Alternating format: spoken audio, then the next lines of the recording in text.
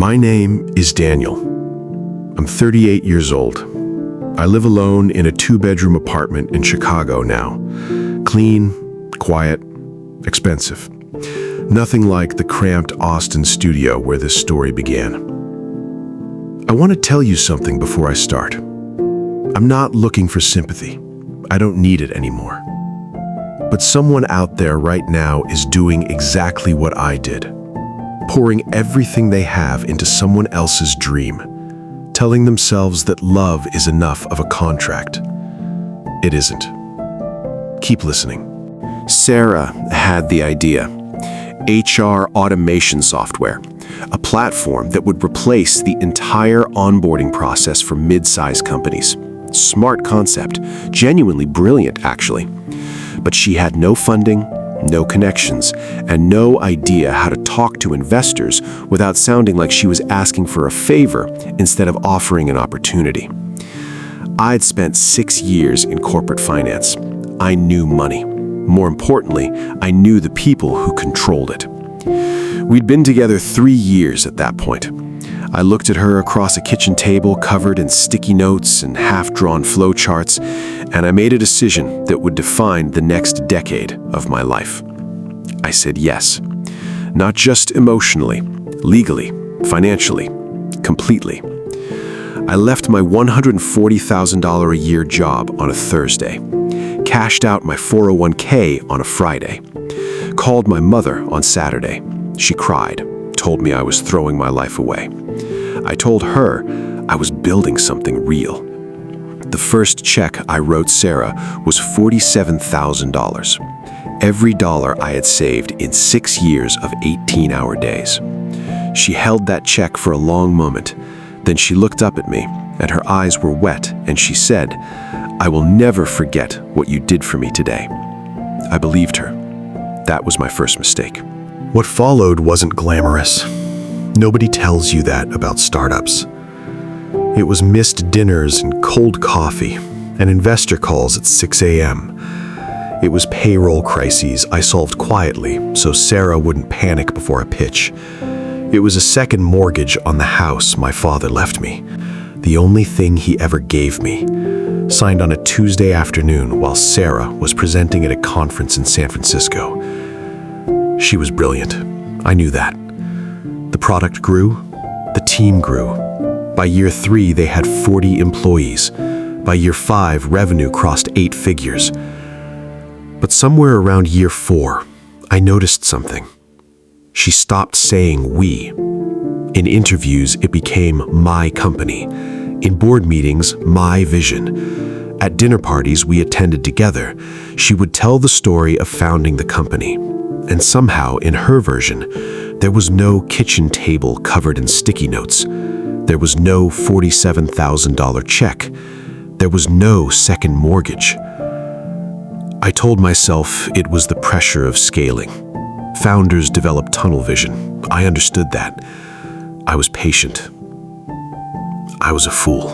I remember the date because it was my father's birthday. I came home early. Her car was in the driveway. There was another car too, a black Tesla I didn't recognize, parked slightly too close to hers, the way people park when they're comfortable somewhere they shouldn't be. I sat in my car for 11 minutes. I counted them. Something in me already knew.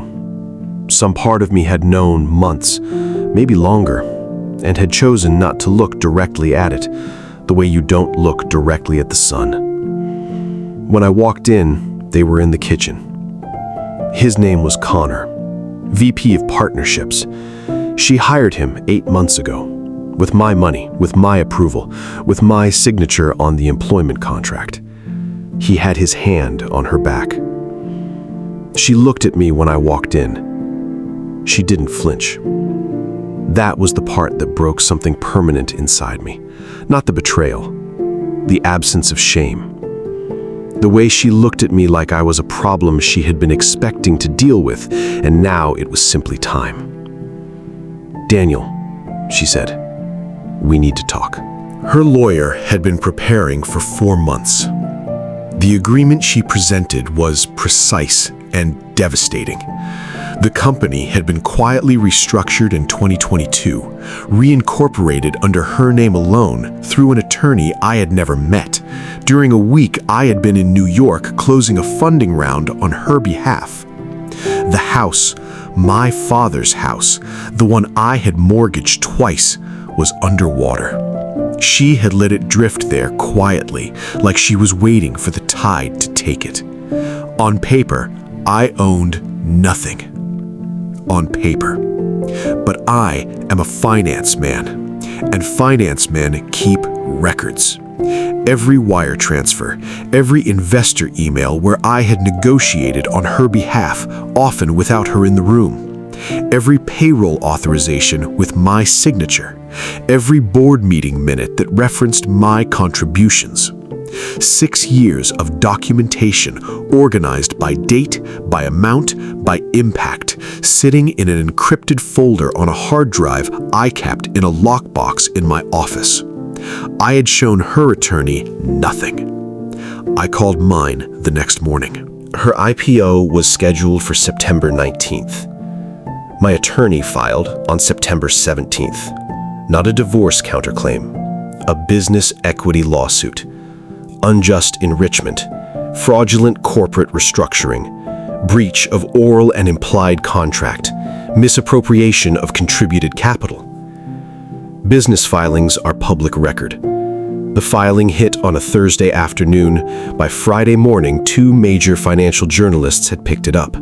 By Friday evening, 3 of her largest institutional investors had requested emergency calls with her board. The IPO was postponed indefinitely. Connor resigned the following Monday, quietly. No farewell email, no LinkedIn post about new chapters and exciting opportunities. He simply disappeared, the way men like that always do when the structure they were leaning on begins to crack. Sarah called me 17 times that Friday night.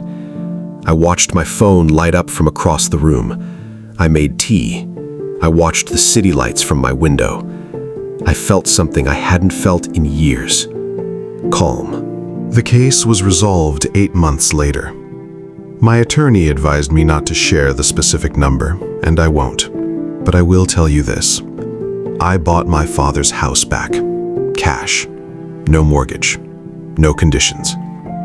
I stood in the driveway on a Tuesday afternoon in May, the same driveway I had stood in as a child, and I understood something about time, about patience, about the specific, quiet satisfaction of letting the truth do the work you were too dignified to do yourself.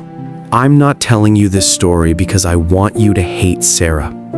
I'm telling you this because someone listening right now is in year 2, or year 3, or year 6 of building something for someone else. Someone who is signing things without reading them. Someone who is mortgaging things they cannot afford to lose. Someone who is telling themselves that love or loyalty or history is enough of a guarantee. It isn't always enough. Document everything. Know your worth not emotionally, legally, financially, on paper. And understand this. The truth doesn't need your help. It doesn't need you to fight or scream or beg. It just needs time. And time, in my experience, is extraordinarily patient. My name is Daniel, and I'm doing just fine.